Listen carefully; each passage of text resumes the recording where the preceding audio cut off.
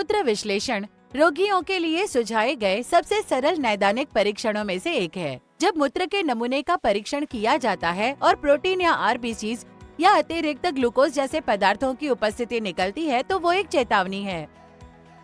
वृक्काणु कुशलता पूर्वक मूत्र में प्रोटीन, आरबीसीज और ग्लूकोज के पारित होने को रोकते हैं।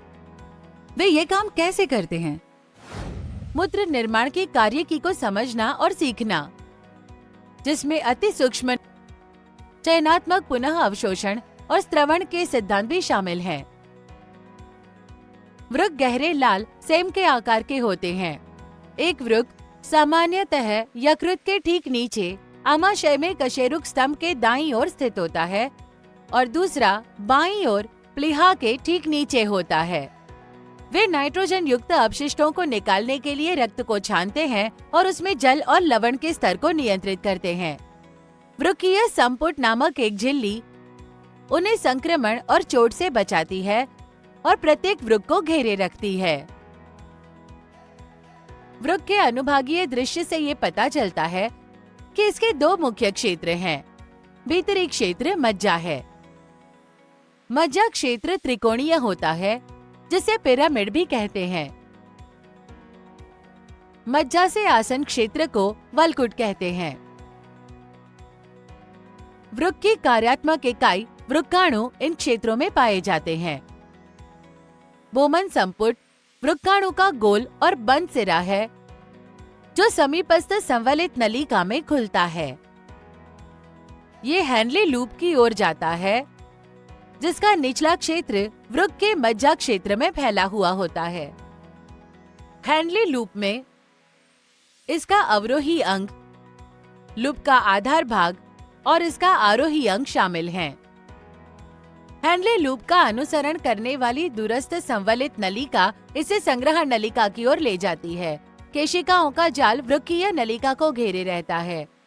इस जाल में पेरिट्यूबुलर कोशिकाएं और वासा रेक्टा शामिल हैं। पेरिट्यूबुलर कोशिकाएं बोमन संपुट से निकलने वाली पतली अपवाही धमनिका से उत्पन्न होती हैं। बोमन संपुट को बड़ा करके देखने पर हमें पता चलता है कि मोटी अभिवाही धमनिका इसमें प्रवेश करने पर केशिकाओं का एक जाल बनता है, जिसे ग्लोमेरुलस कहते हैं। पदाणु से घिरी ये रक्त वाहिकाएं पतली होती जाती हैं, जिसकी वजह से बोमन संपुट के भीतर रक्तचाप में वृद्धि होती है।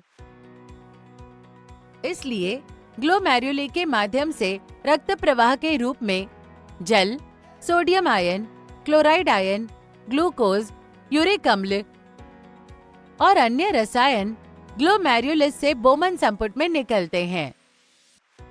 हालांकि रक्त के बड़े प्रोटीन अणु और कोशिकीय घटक ग्लोमेरुलस के भीतर रहते हैं। निस्यन तरल को ग्लोमेरुलर निस्यन कहते हैं और इस प्रक्रिया को ग्लोमेरुलर निस्यंदन कहते हैं। बोमन संपुट से निस्यन पीसीटी या समीपस्थ संवलित नलिका में प्रवाहित होता है। इस क्षेत्र से सभी ग्लूकोज, अमीनो अम्ल और आधे से अधिक अकार्बनिक लवण सक्रिय परिवहन द्वारा पेरिट्यूबुलर केशिकाओं के रक्त में पुनः अवशोषित हो जाते हैं। फिर निस्यन हैनले लूप के अवरोही अंग में चला जाता है। अवरोही अंग के भीतर से जल निकलने लगता है और वासा रेक्टा में जल तुरंत अवशोषित हो जाता है।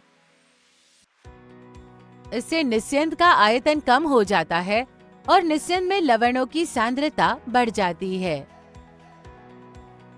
फिर निस्यंद आरोही अंग में चला जाता है, जिसे जल के लिए अपारगम्य होता है। हैनले लूप के इस भाग तक पहुंचने पर सोडियम, पोटेशियम और क्लोराइड आयन आरोही अंग की संपूर्ण लंबाई के माध्यम से बाहर निकल जाते हैं। इसे प्रतिधारा गुणक तंत्र कहते हैं। जब लूप उतरता है और सोडियम आयन निस्वंदन को केवल सक्रिय द्वारा छोड़ते हैं, तो इसका कार्य परासरण के माध्यम से केवल जल को निस्यंद होने की अनुमति देना है। जब निस्यंद दूरस्थ संवलित नलिकाओं तक पहुंचता है, तो एडीएच और एल्डोस्टेरॉन के प्रभाव में जल और सोडियम आयनों का पुनः अवशोषण होता है। इसके अलावा अत्यधिक हाइड्रोजन आयन और अमोनिया होने पर दूरस्थ संवलित नलिकाएं इन अणुओं और आयनों को निस्यंदन से स्रावित करती हैं। निस्यंदन फिर संग्रहण नलिका में चला जाता है, जो जल को पुनः अवशोषित होने में मदद करता है। अंत में मूत्र बनता है और प्रत्येक वृक्क से यह ट्यूबुलर मूत्रवाहिनी से नीचे चला जाता है।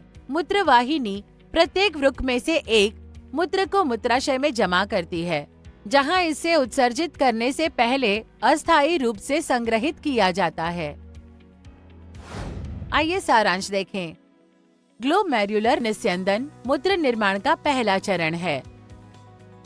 ग्लोमेरुले के उच्च रक्तचाप से बोमन संपुट में प्लाज्मा, छोटे प्रोटीन और विलीन पदार्थ का निस्यंदन होता है। निस्यंद से पुनः अवशोषण वृक्कीय नलिकाओं की पेरिट्यूबुलर केशिकाओं में होता है या इसके विपरीत। हार्मोन जल के पुनः अवशोषण को प्रभावित करते हैं। वृक्क निस्यंद में रह जाने वाले अपशिष्ट उत्पाद मूत्र में उत्सर्जित हो जाते हैं। क्या आप जानते हैं कि वृक्क का संबंध परिसंचयी तंत्र जैसे अन्य प्रमुख तंत्रों के साथ भी होता है? क्या आपके उच्च रक्तचाप पर भी वृक्क का असर होता है? इसका उत्तर जानने के लिए बाकी वीडियो देखें।